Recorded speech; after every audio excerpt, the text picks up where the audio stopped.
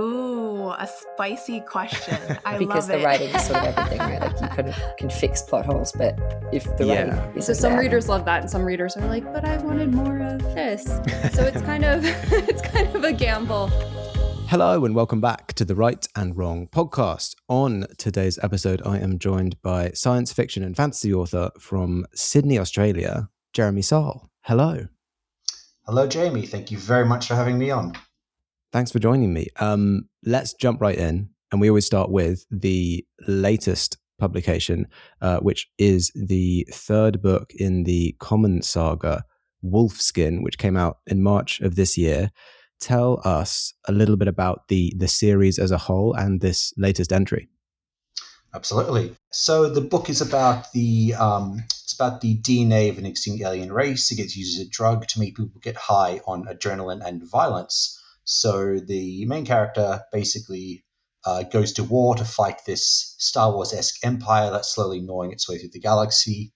Him and his fellow soldiers were shot up with this alien drug called Stormtech that basically makes them super soldiers, but makes them addicted to their own body chemistry.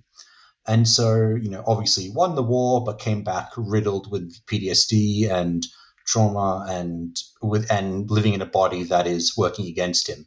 It's not even 30, and he's already, all life is almost shot.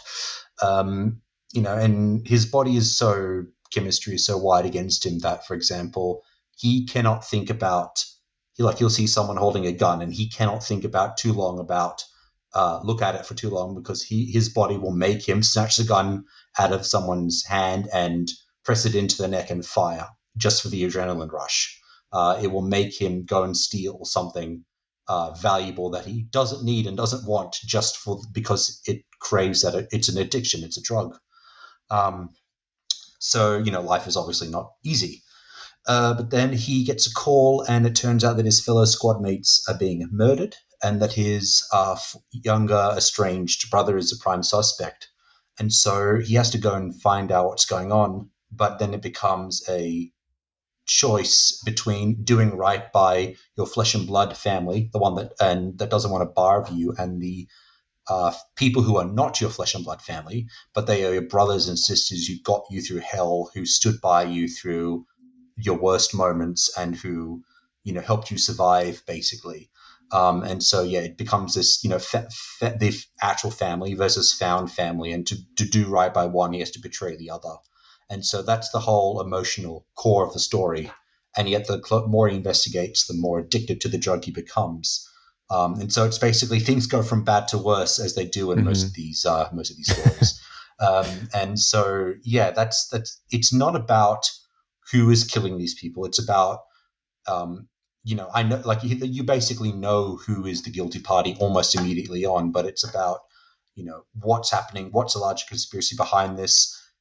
Can I save this person? Can I redeem him? Does he even want to be redeemed? Is there anything left that is worth saving? Is there anything that I can do to make this right, to make up for all these lost years? It's a very personal story, a very, very character-driven story.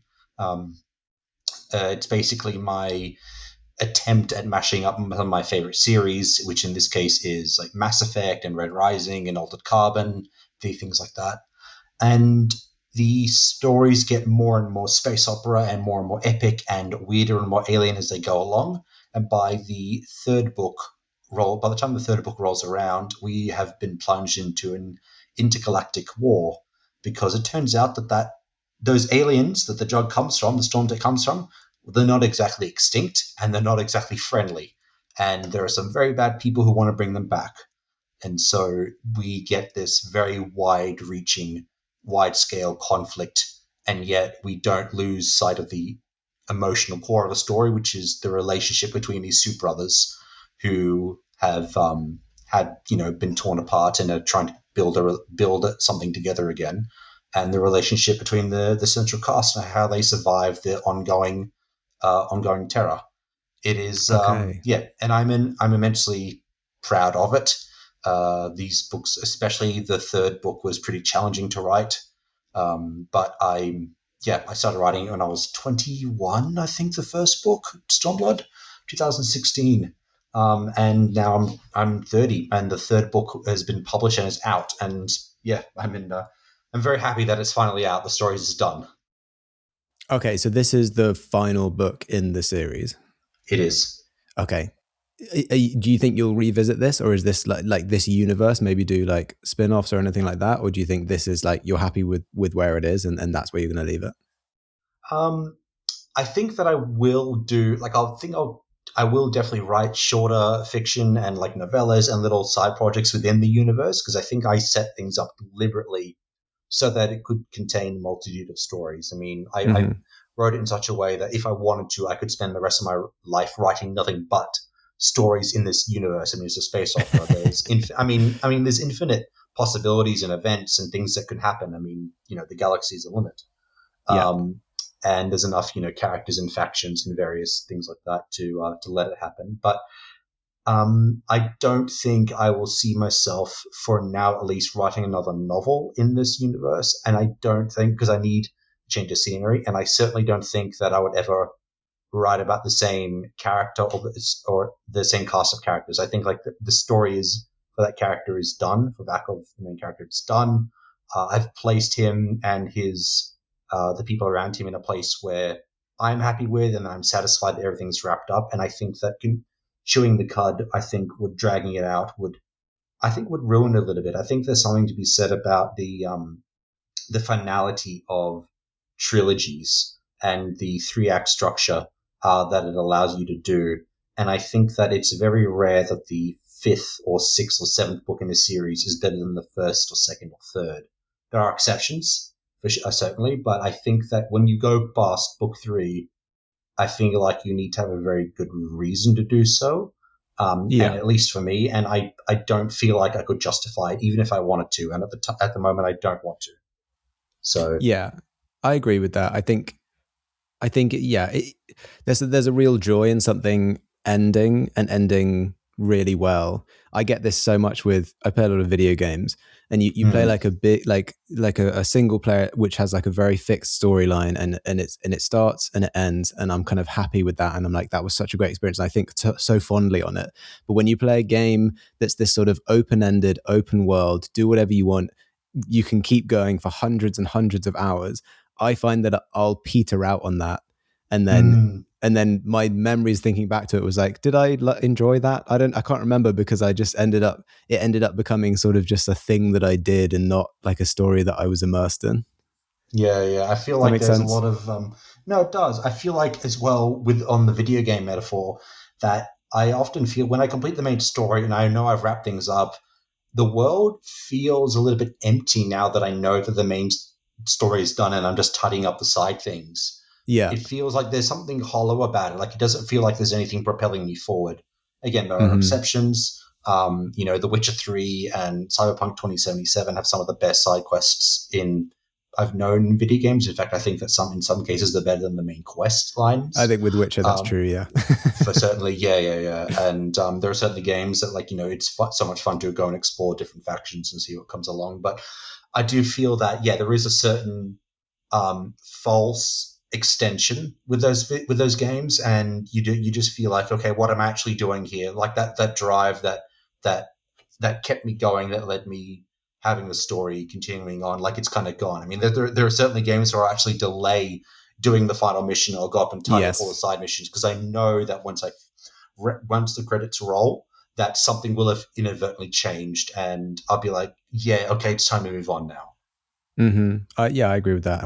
And taking it back to books, then I think you're right. In some ways, you're right when you say like, if you've written a trilogy or a duology, or you have like your original story, to expand on that, I think you need a really good idea if you want to continue using those characters. But I think the other thing that some authors do, I think I saw on your website that you cite Joe Abercrombie as one of your influences, and I love the way that he did the First Law universe, where he did the original the kind of the first trilogy, and then he just kind of did a big time skip and shuffled around, and like you see some of the characters, but then there's new characters and they're the main characters, and then he just keeps like jumping forwards in time, and you're in the same universe interacting with the same characters, but he kind of shifts the focus constantly. I think that's a really clever way of expanding within a universe. No, for sure. I actually had this conversation with Joe not too long ago, because we were talking about it, and the whole thing with trilogies and continuing the series on. And I think he did it right. I think like he's continuing to operate within the same first law world, but he's not continuing the story of the central cast. Like none of the central main cast of the Blade itself, Last Argument of Kings, and Before They're Hanged, none of them are the protagonists in the later books. They make appearances, some of them, and some of them are major side characters, but none of them are the main character. And I think like Joe's the one who said this to me. He said that like, I could easily probably pitch, to my publisher, like, a half a dozen young Logan Nine Fingers books, and we could probably do it. We could probably get away with it, and we could probably sell it. Like, my editor wouldn't be too happy with it because we have the same editor. She was saying, like, my editor, Jillian, like, she wouldn't be too happy with it, but she could probably do it. But do I need to do that? Is there anything left to say?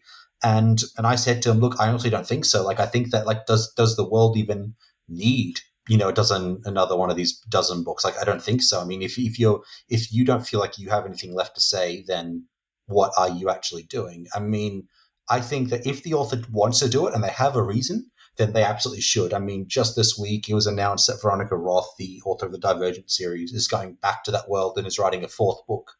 And immediately you had swarms of people online saying that she was accusing her of being, milking the franchise, being a cash cow. And she went on and said, guys, my series has written 40 million. It's been sold 40 million copies. I can write whatever the hell I want, and I'm comfortable. I don't need to do it. I'm doing it because I want to. I'm doing it because I choose to.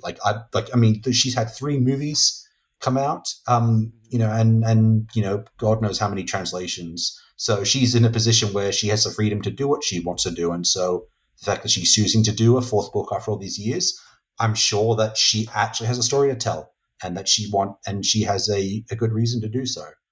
I don't think at the moment for my own books that I do have one, but I can see how someone would.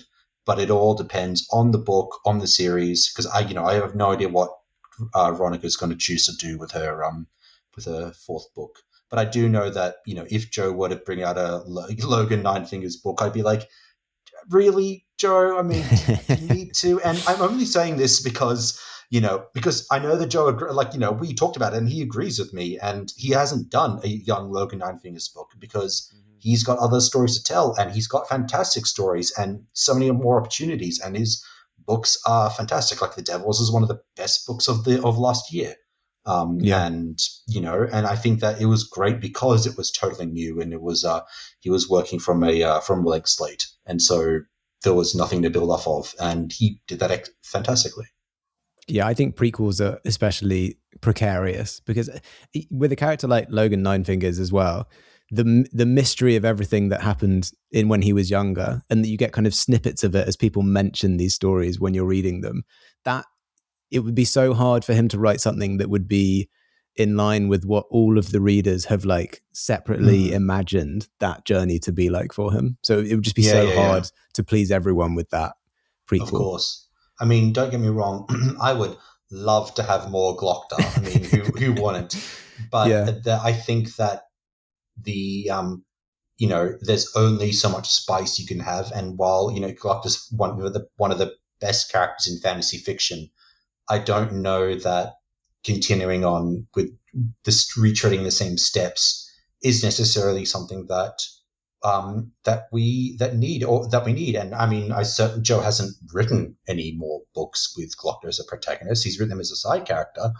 And I think it's worked perfectly since then, but I don't know that it would work as a protagonist. Like, and as you said, filling in all those gaps, you'd have to hit all those high points and hit all those marks so you maintain that consistency, because you certainly can't go back and unwrite what you've done.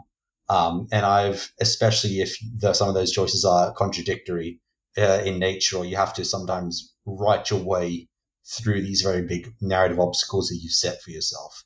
I mean, I've had people come to me and they say, hey, I'd love to have a prequel where, a prequel story, a prequel book featuring the brothers on the planet where they grew up. And I it could be fun, but at the same time, I think that the reason why it's resonated with so many people is because we've gotten some brief flashback sequences there. We've gotten some brief chapters and brief snippets of things that happened, but I think that is where the cream of it lies. Why it's considered why it's so well considered is because it's brief and it hits the mark for them. Like you really need to hit the gong, like the flashback sequences. For example, if I were to stretch those into an entire novel, I don't think I could sustain it, and I don't think it could be sustained. And I don't really think I have anything to say that I couldn't say in a couple of chapters, and so I don't really know what the point would be. Yeah, but like you said, like if the author has a really good idea, anything can work. I generally am never that engrossed in prequels, but then Andor was one of my favorite things that I'd watched like in the past few years. Oh yeah, and that's obviously the Star Wars prequel. But like when I heard about that as an announcement, I thought, why would I want to like see a story about a character who I know is going to die in a later? So I know he's going to survive. So where are the stakes? But then obviously the skill of the writing and the way they put that together was that it's not really about him and whether he survives or not. It's about so much more than that.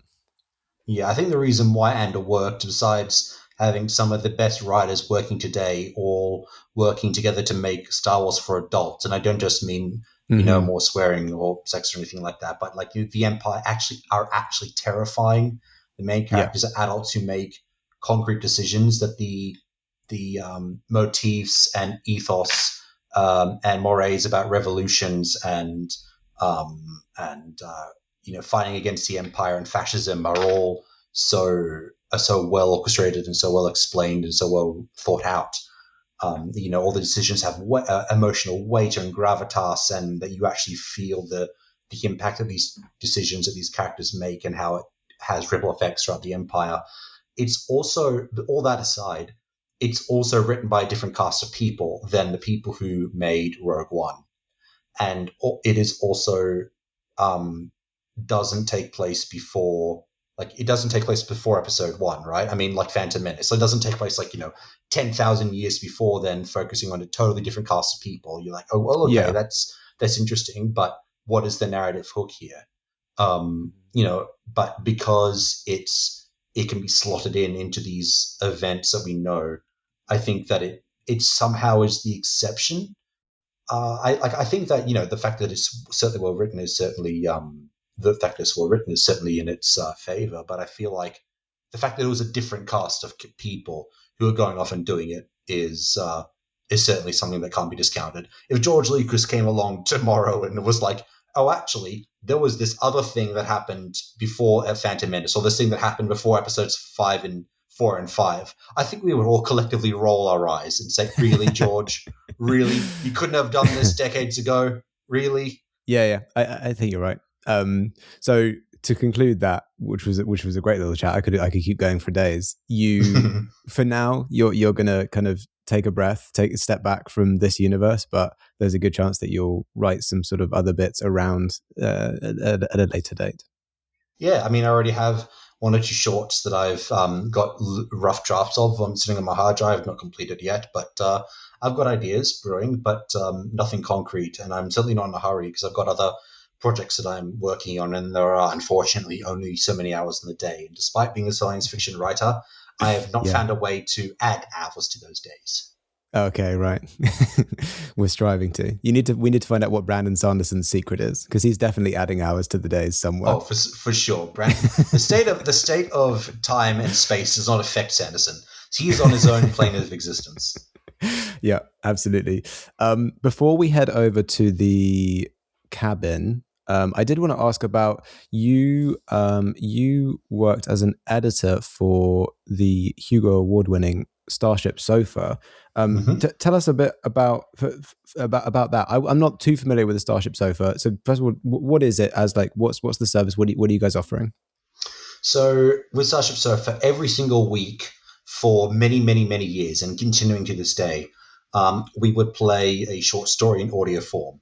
So some of the one of the most famous stories that we played was the first audio adaptation of Story of Your Life by Ted Chiang, the story that became Arrival, the movie Arrival. We played that. We had to remove it afterwards when Ted asked us to remove it at a later date. When I was there, I would go to authors like George R. Martin, William Gibson, Harlan Ellison, and a slew of other authors. And I would say to them, hey, I really like the story that you've written there. Could we please play it on a podcast and get someone to read it? We'll pay you a certain amount and we'll, obviously promote you and everything like that. And 99% of authors said yes. And at a certain point, I opened it up for submissions for the first time because we'd never done an open call.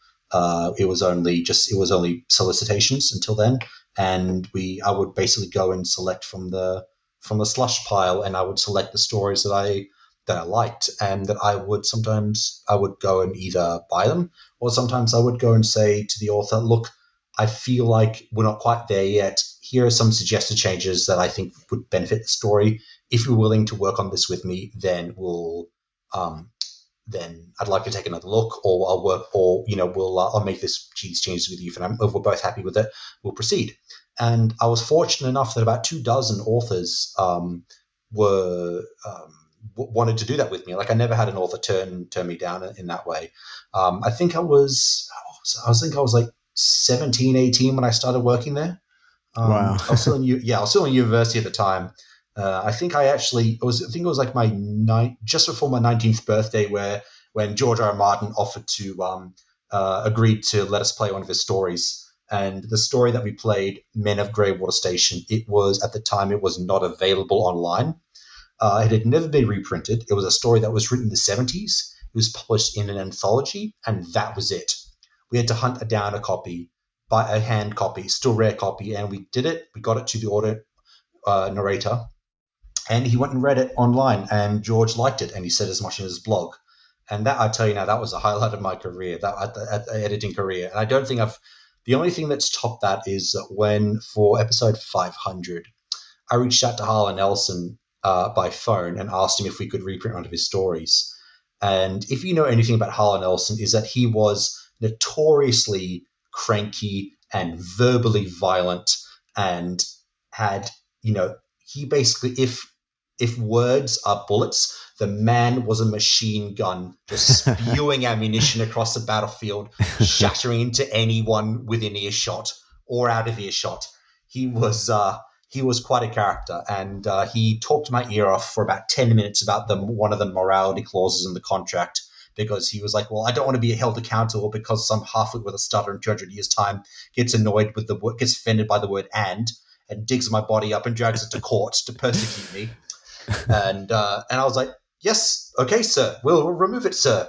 It was quite a fun conversation at the time. But yeah, I was editing it for about 6 years, I think from 2014 to 2020. 2020. I had to stop shortly after, just before my book was published, because I did not have the time to do it. I mean, I was already struggling to do it all before then. I think I had like 4 or 5 assistants who would be with me and who would read stories with me, and would read stories from the slush pile and either reject them or pass them up to me. And there was one time, I think one of the most memorable stories we got was a story by Arcady Martin. It was sent to us cold. Like, I didn't ask her to send it to me. She just saw our open call and submitted it to us. And it was an original story. It was written in second person. I hate second person. I hate it in the use of it in fiction. And for the uninitiated, it's when the story is written as, you said that you went to the store and you bought milk for your dog, instead of I went to the store and I bought milk, or he went to the store. That's weird. Yeah, it's you said, right? It's jarring, isn't it? Right? And it was already, this is Arcady Martin, so it was already flowery and esoteric and wonderfully weird.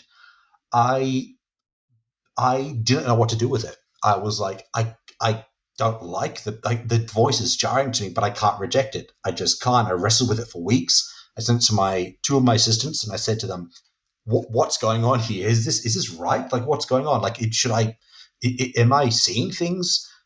They read it and they both passed it up, and they both said to me, please take this. I love this story. Please don't reject it. I want to continue.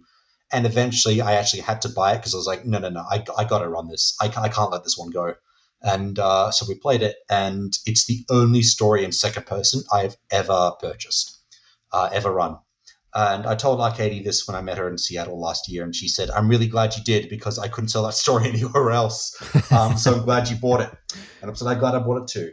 But yeah, no, it was a wonderful experience. I got the chance to read, thousands and thousands of stories that were sent to me, and I got to see, work out, what makes a good story, what makes a good opening, how to land an ending, how to write in a way that compels the audience to keep reading. How do you draw someone into a world while establishing character, and how to use an economy of space? Because we were a short fiction podcast. The majority of the stories were over in an hour. And so that was an hour's recording is about 6,000, 7,000 words, give or take. And so, yeah, we had to really be careful about the story length of stories that we were playing. And, make sure that there was still, they would draw people in to listen to them, because no one's got time for a 3-hour short story. Yeah. Yeah. So, but yeah, it was a hugely rewarding experience, and I'm really glad that I did it. And to this day, I have people coming up to me and saying to me, I really enjoyed your work there. I love the stories that you recorded and that sort of thing, which is always nice. Yeah. Wow. What an incredible experience, like a sort of onboarding experience for like publishing and writing as well, for when you were like just a teenager. That must have you must have learned so much just being around like such company and such incredible writers.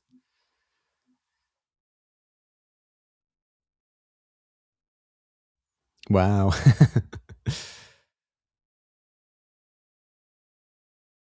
It's one thing I did learn though from it is that you couldn't go to writers and come to them with a hat in hand and be respectful to a fault, right? They were still writers. They're still operating as a business. You had to go to them and say, hey, this is a story that I'd like to play because I think it's this, and that. We'll pay you this much.